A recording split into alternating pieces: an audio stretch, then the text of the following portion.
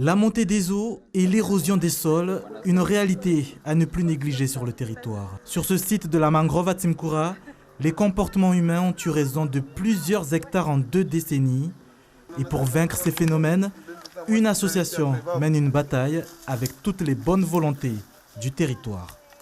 Du coup, on va essayer de prendre les graines là. On va prendre les graines et on va les planter. Si on va essayer de planter avec les plantures qu'on a là, on a planté des palétuviers. Replanter la mangrove, pied par pied, racine par racine, c'est le combat de l'association Mangrove Environnement. On remarque qu'on a perdu énormément, donc d'où le but, d'où l'idée d'en mettre, de reboiser, de protéger, parce qu'on voit que c'est tous les jours, on perd de tous les jours en fait. Plus on perd de palétuviers, plus il y a l'érosion encore qui est dessus. Depuis 2017, plus de 3000 bourgeons de cette espèce de palétuvier ont été replantés et le travail commence à porter ses fruits. Il y a des zones où on voit complètement, ça a tellement bien poussé et ça a maintenu, au contraire, ça a maintenu l'érosion. Donc aujourd'hui, c'est pour ça qu'on est motivé toujours, parce que si ça ne marchait pas, on allait arrêter. Mais là, aujourd'hui, ça nous motive en plus de continuer, parce qu'on voit les résultats d'aujourd'hui. On voit les plantures, les palétuviers qui sont en train de pousser.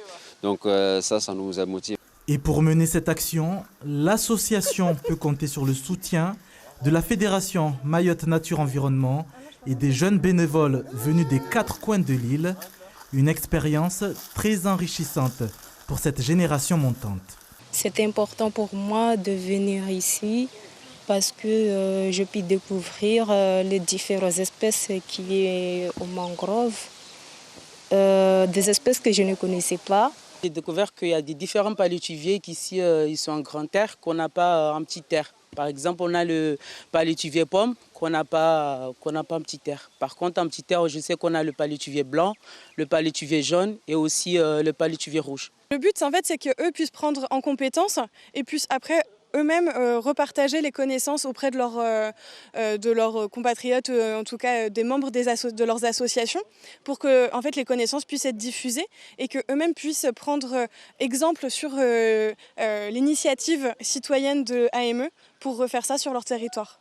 Avec ce vaste programme de restauration, l'espoir de voir la forêt des mangroves regagner du terrain grandit tous les jours sur l'île au lagon.